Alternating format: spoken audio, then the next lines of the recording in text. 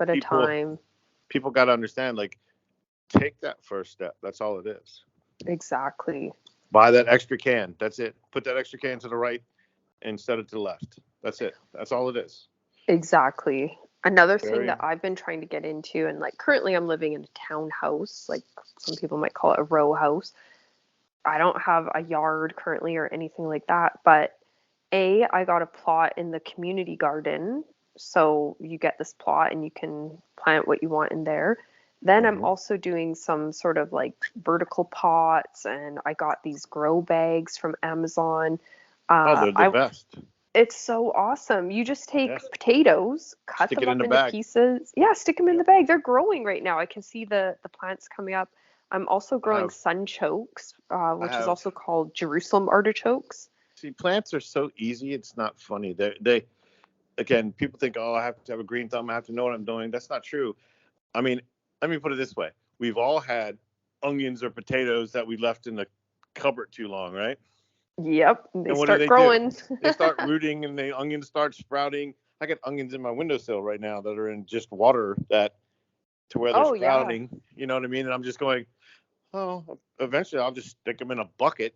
I mean, think about it this way. Go buy a bag of soil, all right?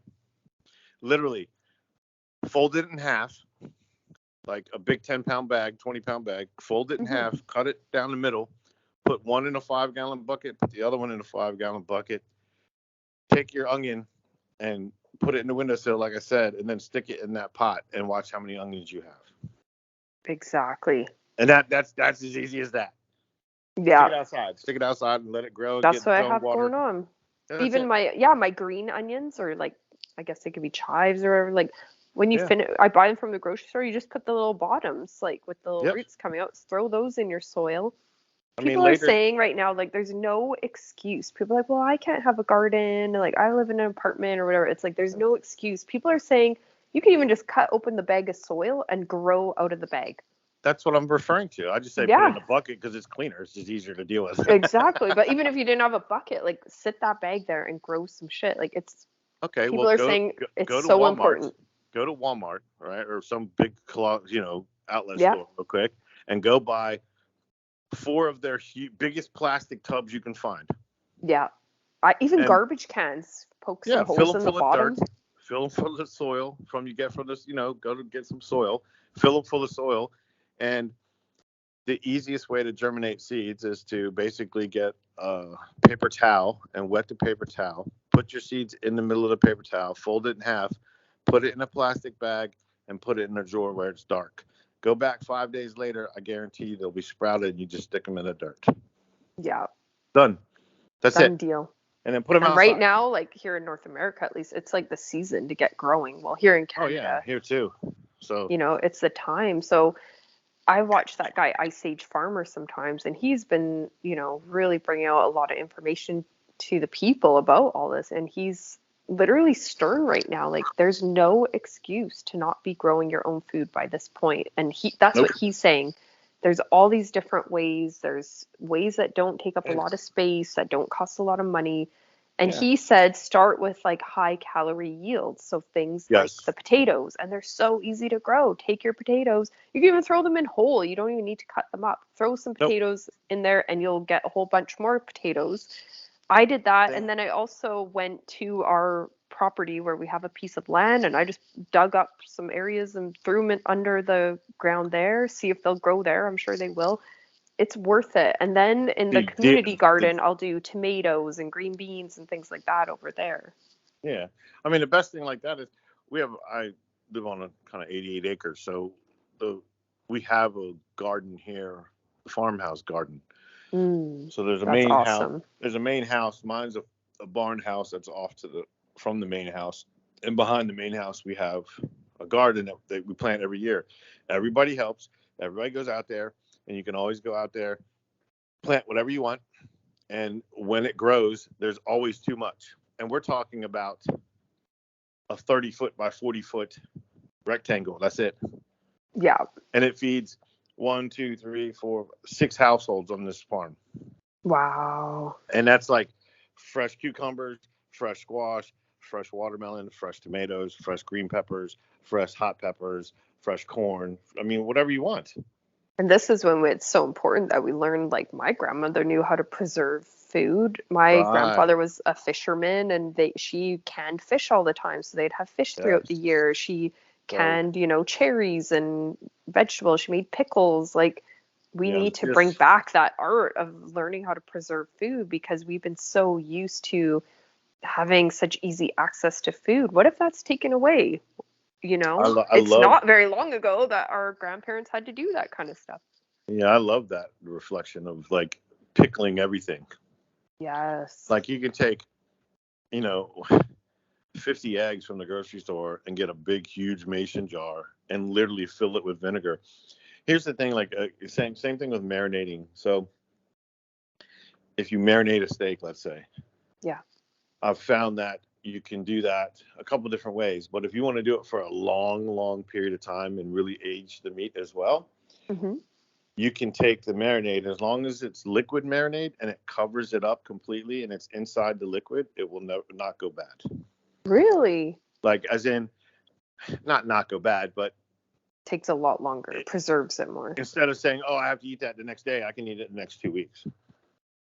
Well, look at the natives. They would preserve their fish and all that, hang it to dry. There's so many Yeah. ways to learn, and we need to bring back these teachings and this Well, smoking education. things. I love That's it. smoking things too. When Like I'm you can watching smoke it. Alone, they make their fire, they're hanging all the, if Yep. they do get a good day of catching fish, they need to preserve that so it doesn't go rotten so they can survive and they go back to those old ways. So, Yeah, I mean that's what I started to do with venison that I hunt as well. And I will take venison and I'll can that too. So, wow. and I have no problems with that as well because it cooks it and you know what I mean, sterilizes it, Yeah. and then it's sitting there and it literally will sit there in a cool dark place for undetermined amount of time, to be honest with you. Yeah. Yeah. So people, again, the things with prepping, like people that don't know, the cans and shit like that, when you preserve that stuff in cans, like fruits and vegetables and things that are in cans, they're full of shit that it goes bad. If it's sitting out in the Mm. sun and it's getting hot and cold, hot and cold, hot and cold, yes. But if it's in a temperature controlled place, like a pantry that doesn't get hot nor cold, you know what I mean? Kind of Yeah. stays moderate, let's say, you know what I'm saying? Then It'll last a lot longer. right, that sell by date or use by date is bullshit. My friend So said that her friend, they were doing that like canning with jars of chicken. And she said it was so delicious. Like you'd open up the jar and it's just like kind of like pulled chicken or something like that. She said it was oh so yeah. delicious. And Well I that's wasn't that's even aware like you could do that. yeah, that's what I was doing with the venison. Like I literally can you can take it and jar your venisons, cut it up into cubes, like just like if you're doing like beef stocks cubes or something, Yeah. like size, stick them in the jar, can them in the jar, and put them in the cabinet, and bring Yeah, it I out. And never you, thought I'd say this, but like I hope that my partner will hunt. Now we just got a puppy. It's only been like a week and a half or something like that now. But like imagine that like freeze drying certain parts and canning certain see, parts and that's putting what certain amount in the freezer. I have bags and bags and bags of what I would call scraps. Yeah, so good And for a dog. well, yeah, I mean, I plan on getting a puppy at some point again. But Aw. I mean, even for my cat, to be honest with you, Yeah, if grind think it about up. well, for me, I haven't declawed the cat or anything like that. So she was an outdoor cat at first. So the worst case is I'll just let her outside. She can go do her. Yeah, she'll go So get her stuff. Yeah. and she will. I mean, she kills mice in here, so I know she will. Oh You know? yeah, cats are pretty good. They're prepared. Because like I said, I live on a farmhouse, so she brought me one the other day, and I was like, What is that? Where did you get that? Like, Oh my you're an gosh. indoor cat. Wait a minute, that's Yeah. questions. But no, I'm really thinking that I'd even love to go to the butchers or to the locals and exactly like just to see, do they have things to use? Like I've heard you can use cow hearts and well, any animal And hearts and see different again, parts that people don't really eat. any part of it your animals will eat, yes. But Exactly. if you freeze dry those and save them, throw them in a bag, well, that's dog food, That's you know. exactly. Get So prepared with the pet food. I've done that too. I stay like probably, I mean, 2 huge bags of cat food, and I actually shrink that down too. So I'll put that like vacuum packed it. in a vacuum pack the cat food down, and it's usually like, I mean, we're talking like, one of the 10, 20-pound bags, and I just store that in the cabinet. And then when I get a new bag, I pull it out and put the new stuff in it. That's perfect. And again, I think one bag will last a few months for her little butt. You know what I mean? So, yeah, so cats are good in that way. They don't eat that much. Well, she doesn't overeat. I can fill up her whole bowl and it'll last her for 4 days, and then she'll come let me know if she's hungry. Aww. She'll come and tell me, like. Yeah, my cat, it's like I had a sort of continual feed bowl, and she never really overate. They're more in control. Dog right now, yes. Definitely have to just feed her. The dog will eat your cat food. Yeah, the dog would just eat nonstop, I think. They just love food. Pretty much. So yeah, okay. So I think we've gone over a lot of the prepping stuff. Is there anything else like that you think people should look into or think about when it comes to prepping?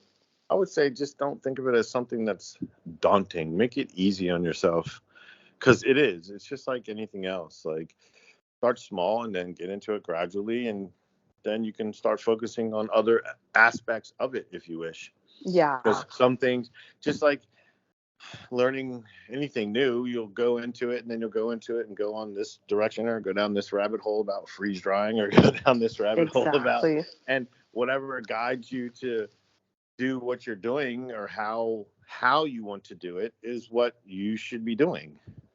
Yeah. So I don't tell people do this, do this, do that. I just say it'll tell you what to do. Like, that's like so true. My tattoos. They're like, what are you doing today? And I'm like, well, this is the concept, but I don't quite know. And then my clients are like, what the hell are you talking about? Like, you're not going to tell me what you're doing on me? I'm like, I don't really know. You know what I'm saying? Until I do it. I'm like that with makeup. When I would do makeup, a lot of people are total pre-planners. And I'm like, no, I'm just going to feel it when I'm there and go with the flow. What comes. Because the person that you're doing it with or on or to is the energetics that is in what you're doing. I cannot do that without you, and you cannot do it without me. We are helping each other. Yeah. So that's how it works. But same thing with prepping. Like, you can get into something if you get into the canning element of it and you have all canned shit everywhere. Fine, that's cool. If you get into bread, that's fine, because I haven't gotten into that element. I haven't done any canning. Well, no, but I just started to, and you think, oh, well, I prep everything, and I've been prepping for a couple of years. Yes, but I haven't gotten into canning because maybe I'll get haven't got into it yet. Exactly. So it's like you see what you can get an abundance of. I signed up to. I'm still waiting to hear if it's like I'm on a waiting list. I think a lot of people wanted it, but I signed up to get sort of like a harvest box. So I guess it's like the local farms put the different, like you're saying, your little garden, it gives us like excessive abundance. So I've signed up to pay for, I think it's 1 month in the summer. Every week you get a big box of produce. Yep. And I'm sort of feeling that way. Like right now in my freeze dryer, I'm doing a lot of the basics. I'm doing like the spaghetti, the stew, the chili, and I don't know, like curries and oatmeal and stuff like that. So I'm trying to make sure my freeze dryer is like always running, always drying stuff. And then I think in the summertime, once we get into, more fruits and stuff, then I'll go into all that and, things that come from the garden. When you have that excess, either if you can it or I'm going to freeze dry or whatever you have that you can allow that to last you into the coming year could be really helpful. Yeah, it's like anything. Like, okay, so anything you don't want to waste. All right. Exactly. We should not be wasting.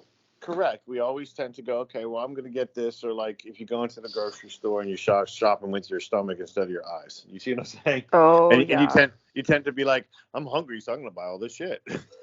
So, but what I'm saying is that's kind of prepping, like, except take what you're not going to use and prep it and put it away. So if I went to the store today and I bought poultry and I bought 40 chicken thighs because they were on sale, okay, well, as soon as you get home, take out what you're going to want in proportion wise for one of your dinners that week and prep the rest of that shit and put it away. Yeah, That's exactly. prepping. That's as simple as it is. You know what I mean? That's something I really do love about the freeze dryer is exactly like two elements of that is, if I have random leftovers from the week, like I can just throw them in different sections of the freeze dryer. And then Yep. also with what I'm cooking, like say I'm making a stew or say I'm making I don't know, a chili or something like that. I'll have other random leftovers and I'll just like or even leftover produce I need to use up, and I'll just make things. I could just throw it all in, and I use up all my food.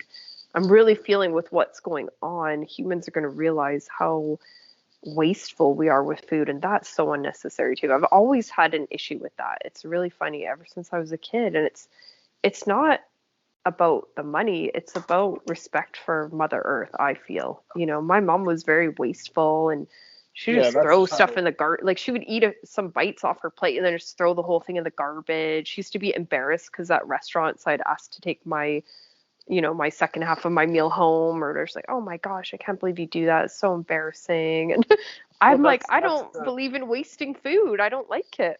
yeah, it's the opposite though. Like I really believe like, see, I mean, I'm American. I love America. Period.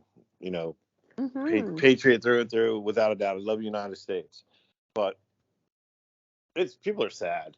Like Oh, we're so used to having it's so fast wasteful. food, fast shit, everything right now because I want it right now. That's ridiculous. Like It is so ridiculous. It's gotten so it's ridiculous. yeah, it's to the point where you like. I mean, I don't know. It Canada's just pretty close, but it's true. When I travel through the States, it's like extra excessive. Like everything is yes. big and like Right, like you can't have like a 12-ounce Coke and be satisfied. You need a fucking 32-ounce Coke. Like, what is that about? everything is like mega jumbo. Like Yeah, I can't drink that shit. Like, even the chicken breasts, I'm like, what are you guys injecting the chicken breasts with? I never saw such huge chicken breasts as when I was in the States. Like ours here are kind of small, I think. Like yours, at least where I was, it was like they were massive. mm-hmm. I'm like, what have those chickens been injected with? See, that's the other thing. You never know. My helicopters. Oh, there's helicopters outside. Yep, it happens. We'll They're leave that one watching alone. you. I'm just kidding. Just dropping something off for me. Yeah. But again, that's another conversation. That's another We'll leave that video. We'll alone. talk about all that another time. Yep. I said I know people. Come on. I know you do. So yeah, that's what's happening there. Okay, well maybe I'll stop the recording. I think we've covered like a lot of things. Do you have anything in closing just to say to those who are on the awakening path? Any encouragement? I mean, y'all should listen to more of our conversations. Because It's up to us. We better bring it. pretty much at this point, we can probably start a whole scenario Whole of stuff together. podcast. Yeah, it's Exactly. Just in true. relation to our conversations, because we keep things kind of light and fun. It's just a conversation. So, Exactly. it could go far left, far right, up, down. Who knows? Just depends on how the energetics come to us and what we talk about. Exactly. What That's comes kind of through. that's kind of how we deal with everything. So, it's Yes. the only way we know how to deal with things. So And I do. I always find that our conversations, like today, it's a little more lively and all that. It's funny and we know we're recording, but I do find often like it's like we have our spiritual brothers and sisters out there, and it's like we're drawn to connect. And it's like I know when I'm due to connect with you, and it just feels like even some healing elements when you talk to each other. So, even just to speak on that for me is like find your tribe, find your people. There's no need these days to be hiding who you truly are and no, there's no being time around for that. people that don't vibe with you, or talking to people that don't vibe with you. Find your tribe. Like find those who are supportive of you, who you can talk to about whatever and they don't And think you're don't not crazy. and we're not saying find the tribe that agrees with you on everything. True. We're saying find the people that you energetically mesh with, that will be Exactly. honest with you. Even in Yes. reflection, they might not like what you say, and you might not like what they say, which is okay. And that's Yeah. something that we've all lost too. Like, opinions are like assholes. Everybody has them. So, and that's okay. You know what I'm saying? So Exactly. It's it's become so taboo to like say anything these days. And that is part of me that I used to be very liberal, very left. And, I identified with that side because I thought that side was, not judging and being open minded or whatever. And the more time is going on, I'm like, hey, like, why is this side being so judgy? Now I'm like going towards the other side a little bit here and like finding this balance in between well, that's the the sort of key. two sides. It's the balance within that everyone needs to find, Exactly. and Don't put more yourself in a box. and more so within themselves than with others, because once it's through you, you will be that way with others. Yeah. That's all. We're all just learning. And if we can be humble and know that we're all just on a path, we're all just learning. It's okay to change. It's okay to change your opinions, Yeah. and even to not form a solid opinion, to say I'm looking into things. Like for me personally, I'm looking into flat earth stuff. Do I fully believe the earth is flat? No, but am I open to what they're talking about, and is it bringing me on paths of super interesting questions and things to explore? Yes, and it's awesome, and why not? But people get so judgmental, like, oh my gosh, and making fun of each other and making a mockery of each other. And there's no need for that. Let's all just be open minded, have open conversations, look into things, realize that a lot of things have been hidden from us. And it's the time of truth. Truth is coming out. It is the great awakening. And we're And coming in for a great reset. exactly, and not the bad one. Yeah, we need it. We need a good one. The new Well, earth. I'm ready. and sometimes you need to walk through those shadows, and reflecting back on the twin flame element, if you have to go through the dark force of the soul to understand what it is and what it means to come out of it. Yes. And it's the same pretense of the reset. Yeah. So It's that that's where duality. that's where we're at. So, and yeah, you make your reality within that, with who you are and what you want and what your desires are, what you want to do, how you want to do it, how you as an individual, Exactly. how you want to reflect on that. And you can do that with others. You're not ever alone in that process either. No. You think you are, because you're all up in your own head, but it's not that case at all. No, there's so many people out there going through the same things. That's what I love about YouTube. That's what I love about how it connected me with you and with so many other people. I think it was meant to be that way. It's like, Oh yeah. it's so awesome. Like, I'm talking to you from like literally across the continent on different sides in different countries. Like, it's super cool.